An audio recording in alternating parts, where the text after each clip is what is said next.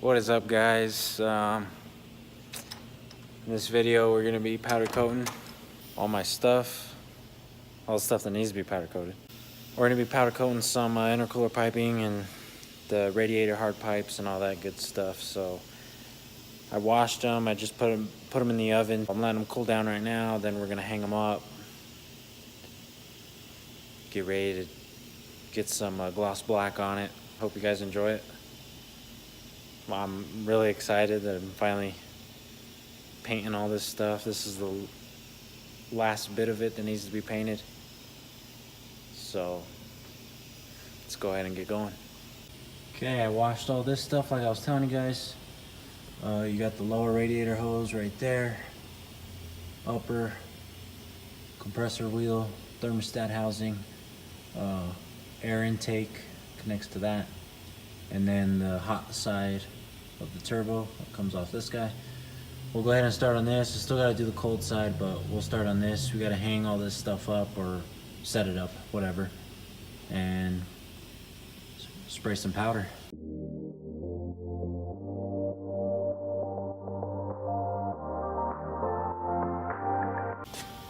Okay, so we got one more to do, but it's all mostly hooked up. We're gonna get a light over here. Start spraying some black.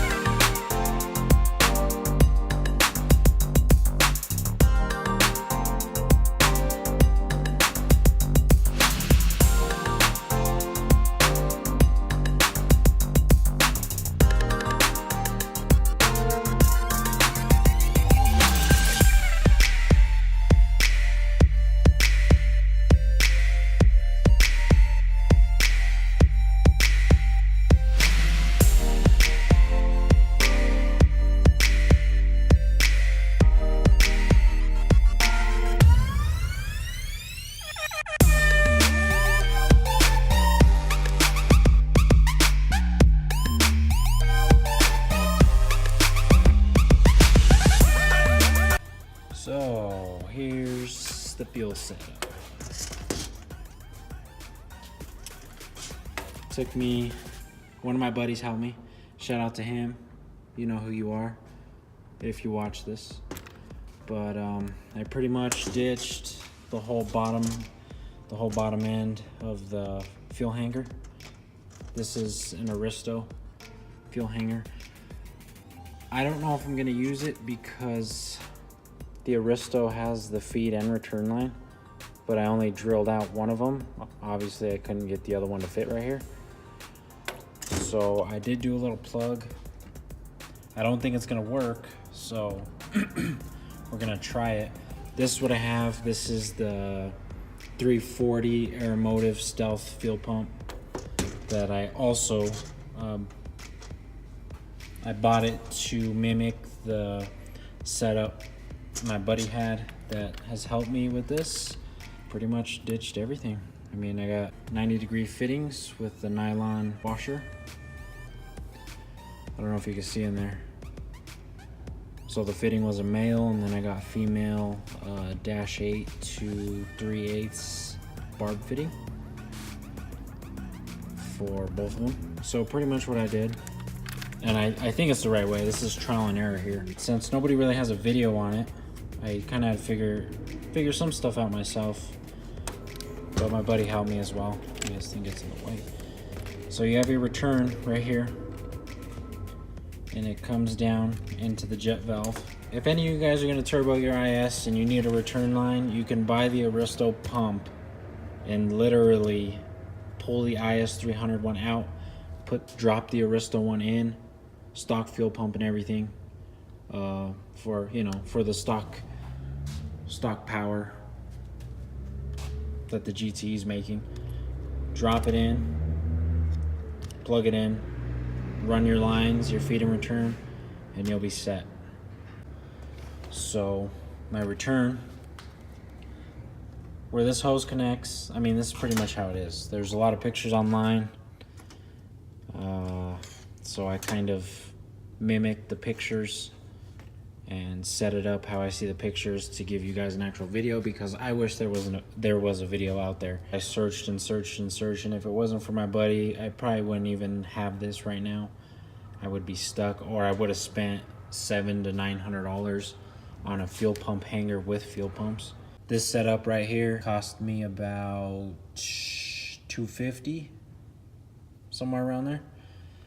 I bought the fuel pump hanger, the fuel pump, and then when using hoses, you want to get a submersible fuel tank hose so the fuel doesn't eat at it from the outside and, you know, deteriorate it. So these hoses are completely fuel safe, won't phase them. So all I gotta do is drop it in, and when you pull the pump out, you'll see a hose connected right here. You just hook that hose back up to here, and that's pretty much it. Got rid of the whole factory wiring harness they have in here. Wired it up myself to the top of the plug right there. But yeah, that's pretty much how that's set up. This thing looks so good. That last video you guys saw, I put the intake manifold on, but I took it back off again because I have to get a sensor right there. I have my map sensor screwed into the factory, to a factory hole, and you also have to run a intake air temp. So I'm gonna use this plate right here, and I'm gonna drill a hole and tap it so I can screw that sensor into there. This plug right here, if you guys can see that, where this wire is going to, is it's pretty much I guess you could say aftermarket coolant temp sensor. The stock GTE one goes there, but it doesn't have the same plug as the boom slang harness for the AM Infinity. So I pretty much bought a $10 engine coolant temp sensor, and it ended up fitting in the factory location. There you go. Yeah, it fit right there perfectly. So I'm gonna run this wire with my other wires, tuck it in there and run it under the valve cover and all the way back into the firewall, through the firewall. I have all my other sensors. The intake air temp I was telling you about, I can't plug it in. I have the sensor, I just have to buy a tap so I can drill and tap. The map sensor is that one I showed you right there. And then I also have the fuel pressure sensor. I had to send my harness in to get this wired in because I forgot to mention it when I bought it. So if any of you guys want to, or in this process and are going to use the AM Infinity with the boom slang harness, make sure when you order your harness from Boom Slang, you specify that you want the fuel pressure sensor harness wired in, because it was an extra $50. So it wasn't too bad, but it sucked that I had to ship it out and then have them do it and then they ship it back. But I just got it back, so got that taken care of. But my fuel pressure sensor's right here. I have a 90 in it because the sensor would come straight out and hit the head. Didn't have enough room to plug it in. But there's the fuel pressure sensor. Should be fine there. I guess we'll see when we run it. People might say different. Why would you run it like that? Or don't do it like that. But it's all in what you want to do. Trial and error. It's the only way you're going to learn. You're not going to learn by anybody else, by everyone else telling you what to do. And then I also have, sorry for all the talking guys, but I'm just updating you. I have the wideband right here. So that'll plug right in. There's something I have in the car that I haven't talked about.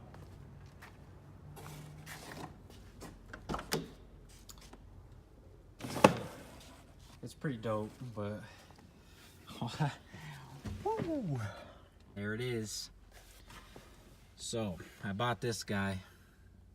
As you know, the AEM CD7. We gotta get you guys in there. She's there. She's real. Push the buttons. Mounted it up in the factory location. That is something I haven't told you guys about, but I figured I would wait. I had to make the bracket. Made it out of aluminum. It screws in. When you take the cluster out, there's a screw here, a screw here, then there's one up here. Can't wait, man. This is probably my favorite part and the thing I'm most excited about. I've already turned it on with like 2 9-volt batteries to see how it looks. But soon, guys, soon, we'll be there. So I bought that because, well, for one, I got a good ass deal on it. And for two, for the price I paid for that, would only get me 3 AEM gauges, which would be the must-haves, which are boost, wideband, and possibly maybe oil pressure, oil temperature, coolant temperature, maybe a clock. I don't know. But I paid, oh no, maybe it would have got me 4 gauges, but still. There's not very many places to put them in the IS unless you want to start, in my opinion, unless you want to start looking tacky with gauges everywhere. I don't like that. And I was really digging it in the center console, or in the middle, you know. You IS300 guys know. The little top part above the vents, they usually put gauges, 3 gauges right there. I liked that at first, but then I started looking into the CD7 and I just thought it was a lot better, a lot cleaner, because you can have, I think, 9 to 12 gauges on one screen. So, you know, just try to name 9 things you can watch at one time. And that's what's been going on. We're almost there. We're gonna be ordering my computer. Yeah, so that's what's been going on. I hope you guys are enjoying the content. I'm doing my best to film as much as I can and do what I can, and you know, I just get, it's been over a year and I'm just getting really anxious, and I apologize if I don't film like a lot more in depth of everything, but I'm just getting super anxious, and to know that all I need is the computer. Once I button all this miscellaneous stuff up, all I need is the computer, and it's like I get to turn the key for the first time in a year and 3 months. So it's been a long journey, so much going on, but we're almost there, guys. We're almost there. I think I'm gonna end it here. Thank you guys for watching. Don't forget to like, share, and subscribe. Comment down below what you like about the build, what your favorite part is, and if you're excited, as excited as I am. Subscribe if you're new. Appreciate everyone who watches. And keep on working. Thanks, guys. Later.